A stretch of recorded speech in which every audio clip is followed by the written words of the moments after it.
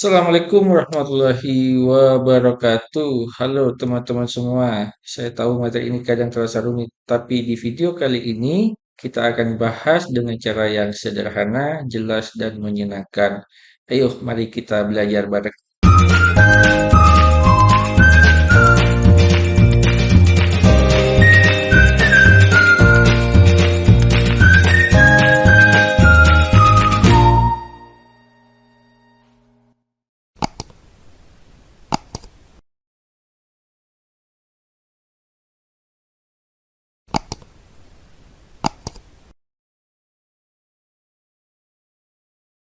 Oke, materi kita kali ini berbicara mengenai ciri-ciri dan keterampilan pemimpin.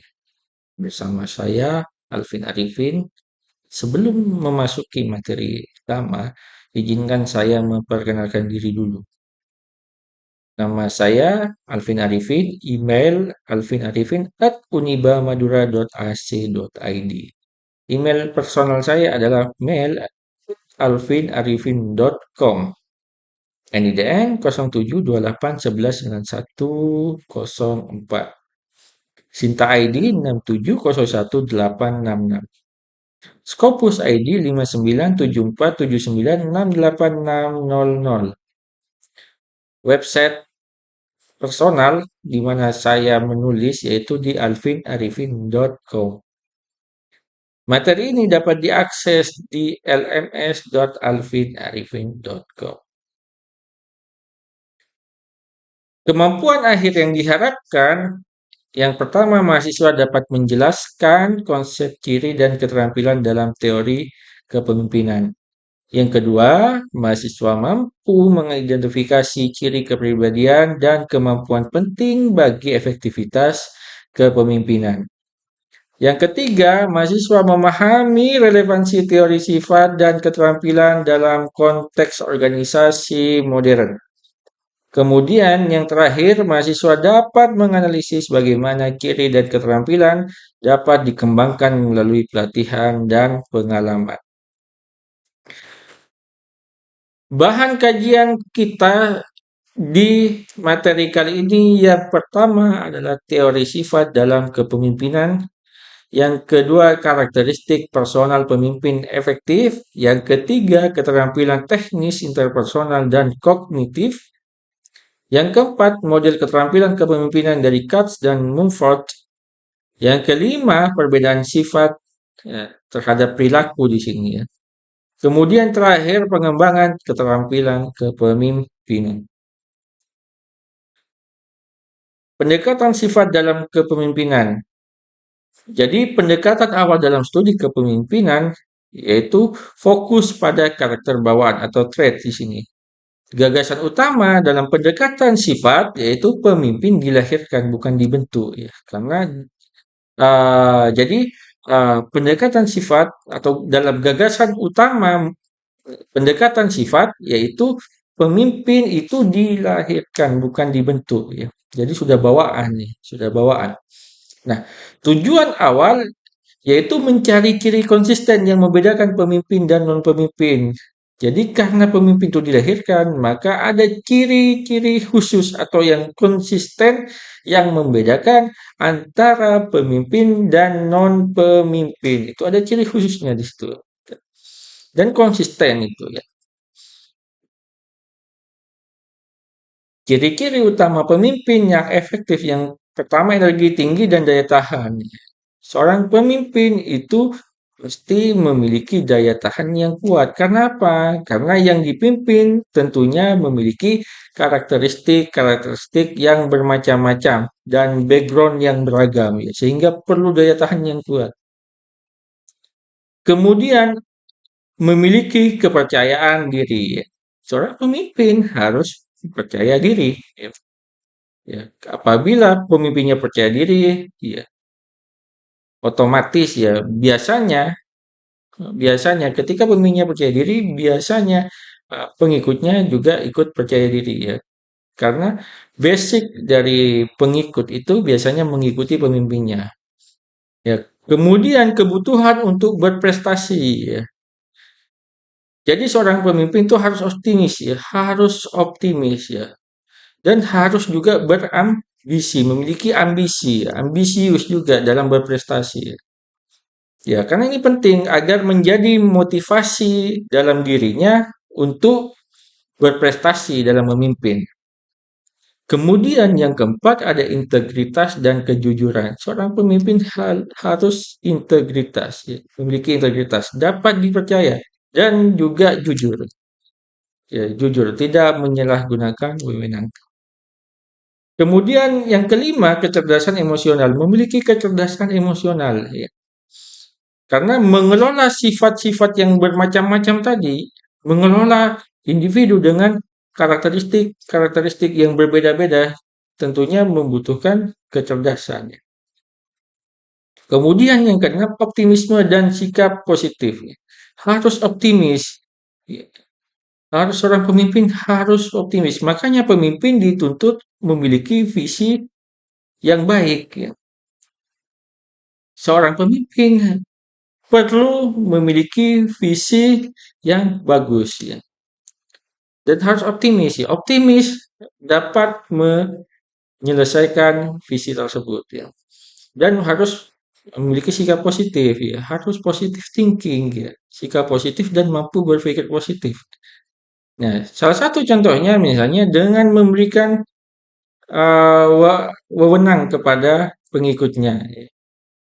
Ya, harus positive thinking, memiliki sikap positif. Ya, karena pemimpin itu dicontoh nantinya oleh pengikutnya. Kemudian yang ketujuh, kematangan emosional. Biasanya kematangan emosional itu diperoleh dari pengalaman-pengalaman. Semakin banyak pengalaman yang diperoleh, ya, misalnya semakin banyak masalah yang pernah dihadapi, semakin banyak masalah yang pernah diselesaikan, maka biasanya pemimpin itu memiliki kematangan di situ. Yang kedelapan, motivasi internal untuk memimpin. Dia memiliki motivasi internal, ya. Sehingga apa? Ketika dia termotivasi, tentunya dia akan mengerahkan seluruh kemampuan yang dimilikinya demi kepentingan organisasi tentunya. Ya, kalau dia termotivasi, ya, dia memiliki motivasi.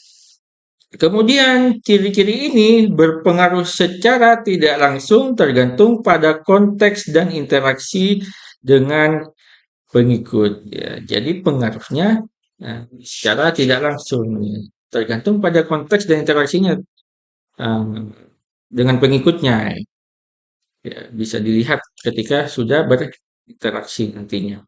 Ya, apakah dia memiliki daya tahan, memiliki kepercayaan diri ketika sudah berinteraksi, ya. Ya. Kemudian ciri kepribadian dalam teori Big Five di sini ada extraversion di mana dominan dalam kepemimpinan di sini biasanya karena pemimpin yang memiliki sifat introvert, extraversion biasanya lebih mampu berinteraksi sosial, ya, lebih cakap dalam berinteraksi sosial biasanya. Ini lebih dominan, ya, mampu cakap dalam berinteraksi secara sosial, ya. Kemudian ada conscientiousness di sini, ya, yaitu bertanggung jawab dan dapat dipercaya. Seorang pemimpin harus mampu bertanggung jawab dan dapat dipercaya. Ya, karena menjadi seorang pemimpin sudah melekat di situ, tanggung jawab di situ sudah melekat, ya, terhadap organisasinya, terhadap pengikutnya, ya. Sudah melekat di situ tanggung jawab dan dapat dipercaya juga, ya. Jangan pernah menyalahgunakan eh, wewenang yang sudah diberikan. Kemudian ada openness, terbuka terhadap ide dan perubahan. Jadi seorang pemimpin jangan menutup diri, ya. Harus terbuka terhadap ide dan perubahan. Ketika ada eh, pengikutnya yang memberikan gagasan, diterima, ya, diterima dan didengarkan, ya. Ya, walaupun belum tentu dilaksanakan, ya. Karena apa? Karena ketika kita menerima ide dari bawahan, maka eh, bawahan akan merasa lebih dihargai, ya. Karena apa yang sudah eh, diberikan itu, ya, gagasan sudah diberikan itu didengar sama pemimpinnya, ya. maka otomatis akan memunculkan rasa memiliki di dalam organisasi. Kemudian yang keempat ada emotional stability, mampu mengelola stres ya, stabil dalam emosi.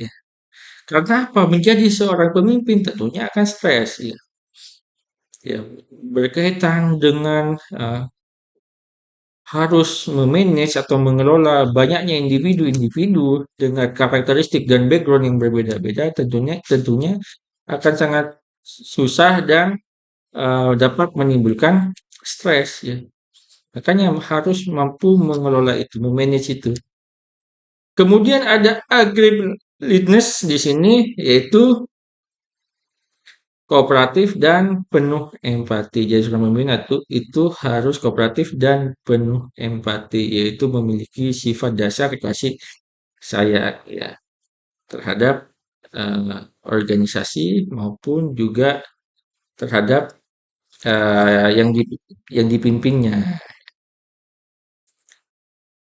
Penelitian menunjukkan bahwa extraversion dan conscientiousness paling konsisten berhubungan dengan efektivitas pemimpin. Ini yang paling konsisten menurut penelitian yaitu di extraversion dan conscientiousness di sini. Ya. Itu yang paling konsisten ya.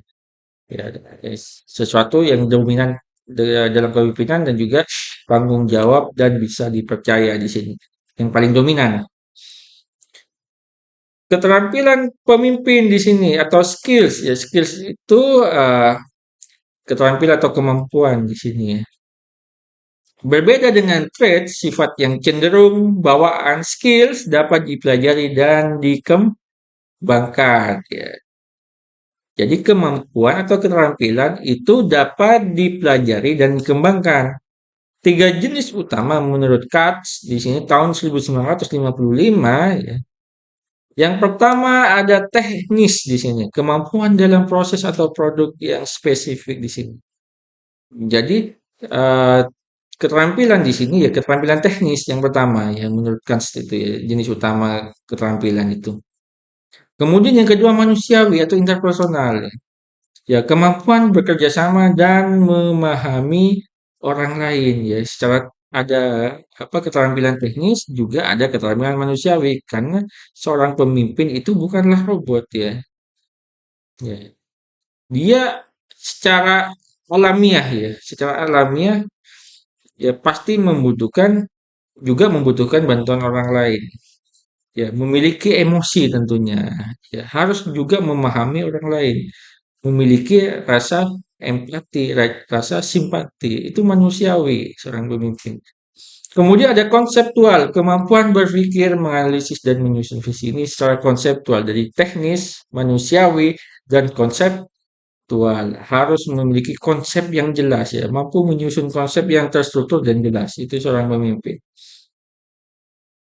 Kemudian model keterampilan kepemimpinan ya, menurut Mumford di sini dan kawan-kawan ya et al. Dan kawan-kawan komponennya ada 5. Yang pertama kemampuan kognitif umum yang memiliki kemampuan kognitif umum ya perilaku yang umum ya. Kemudian motivasi dan kepribadian harus memiliki motivasi ya, sehingga dia mengeluarkan segala kemampuan yang dimilikinya untuk memimpin. Yang ketiga, pengetahuan dan pengalaman. Seorang pemimpin itu harus memiliki pengetahuan karena harus menyusun visi yang terstruktur dengan baik dan juga pengalaman ya sehingga mampu menghadapi masalah-masalah yang kompleks. Kemudian keterampilan pemecahan masalah di sini mampu memiliki keterampilan dalam memecahkan masalah, mampu memecahkan masalah di sini. Ya, biasanya pemimpin yang cakap itu mampu dapat memecahkan masalah yang kompleks ya.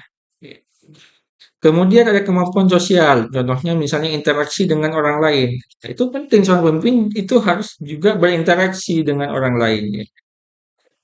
Karena untuk memperoleh dukungan dari orang lain harus ada yang namanya interaksi. Jadi model ini menekankan proses belajar dan pengalaman kerja dalam membentuk efektivitas kepemimpinan. Jadi yang ditekankan adalah proses belajar dan pengalaman kerja ya. Ya, karena pengetahuan misalnya pengalaman itu bisa di-upgrade, bisa di-upgrade ya. Kemudian perbedaan sifat dan keterampilan ya dari aspek sifat dan keterampilan tadi dari sumber cenderung bawaan tadi ya karena traits itu cenderung bawaan sedangkan skills atau keterampilan dapat dikembangkan di sini. Stabilitas di sini relatif stabil ya karena berkaitan dengan sifat biasanya stabil sedangkan kalau keterampilan dapat berubah dan berkembang ya jadi keterampilan itu dapat berubah dan juga berkembang karena bisa dikembangkan kalau keterampilan. Fokus pengembangan terbatas kalau sifat, sedangkan skills atau keterampilan fokus utama dalam pelatihan. Ya, jadi bisa dilatih dan dikembangkan. Contohnya misalnya dari sifat ya, dari pendekatan sifat tadi, yaitu kepercayaan diri dan integritas. Itu biasanya apa? Sifat itu ya, sifat. Kemudian kalau yang keterampilan itu contohnya adalah komunikasi, negosiasi, dan analisis ya. Karena komunikasi, negosiasi, dan analisis itu bisa dipelajari dan bisa di-upgrading ya, bisa terus dikembangkan ya, bisa terus di-develop ya, dikembangkan di situ. Pengembangan keterampilan kepemimpinan ya, melalui pelatihan formal, ya. Ada workshop, pendidikan, sekolah, dan lain sebagainya. Itu adalah pengembangan keterampilan di dalam kepemimpinan ya, melalui pelatihan-pelatihan yang formal. Kemudian adalah pengalaman lapangan ya, karena seringkali misalnya dapat memecahkan masalah atau memperoleh masalah yang kompleks kemudian mampu memecahkan itu bisa mengembangkan keterampilan ya berdasarkan pengalaman di lapangan. Contohnya tadi proyek kepanitiaan kepemimpinan tim kecil misalnya. Ya, semakin dia berpengalaman, biasanya semakin efektif pemimpin tersebut ya. Ya. Kemudian ada mentoring dan coaching ya atau pelatihan-pelatihan tadi. Ada mentoring ya, ada coaching ya berdasarkan pelatihan-pelatihan tadi. Kemudian ada refleksi pribadi dan umpan balik. Ada refleksi pribadi ya, mengaca pada diri ya, mengembalikan kepada diri kita dan umpan balik. Ada feedback ya. Apakah kita itu misalnya layak untuk memimpin atau tidak? Apakah bisa memimpin atau tidak? Contohnya lagi bisa memotivasi diri atau tidak ya. Karena kalau pemimpinnya tidak mampu memotivasi dirinya, maka pemimpin tersebut tidak akan mengeluarkan segala kemampuannya dalam memimpin. Jadi organisasi perlu mendesain lingkungan yang mendukung pembelajaran kepemimpinan secara berkelanjutan. Jadi organisasi perlu mendesain lingkungan yang mendukung pembelajaran kepemimpinan secara berkelanjutan. Jadi lingkungan pembelajaran itu harus sustainability, harus berkelanjutan, tidak stagnan, ya. Harus sustainability, harus berkelanjutan. Ya. Kesimpulannya, pendekatan sifat masih relevan tetapi tidak cukup untuk menjelaskan efektivitas kepemimpinan secara utuh. Keterampilan pemimpin bisa dipelajari dan menjadi fokus utama dalam pengembangan sumber daya manusia.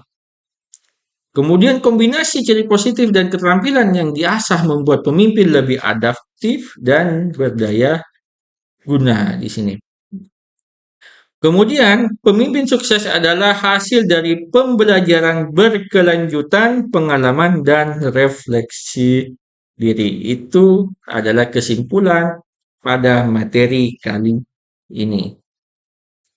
Referensi yang kita gunakan yang pertama adalah dari Yukel dan Gartner di sini dengan judul Leadership in Organizations edisi ke-9 terbitan Pearson tahun 2020. Yang kedua dari Nordhaus dengan judul Leadership Theory and Practice edisi ke-7 yang diterbitkan oleh Sage Publications tahun 2016. Yang ketiga adalah Harrison dengan judul bukunya Leadership Theory and Research, A Critical Approach to New and Exciting Paradigms dari Palgrave Macmillan tahun 2018. Dan ketiga referensi ini berupa e-books yang gampang diakses, yang mudah diakses. Oke, sebelum diakhiri, izinkan saya untuk mendeskripsikan diri saya. Jadi, I am a permanent lecturer at the Department of Management, Faculty of Economics and Business, University of Bahauddin Mutahari, Madura, with a core expertise in human resource management. My interest in human resource management stems from the belief that people are the most valuable asset in any organization. Through teaching, research, and community service, I strive to promote effective, ethical, and sustainable human resource practice. I believe education is not only about transferring knowledge but also about shaping attitudes and professional character for the next generation. Oke, terima kasih atas atensi pada video kali ini. Jangan lupa like, share, dan subscribe. Kita ketemu lagi di video-video selanjutnya. Bye-bye.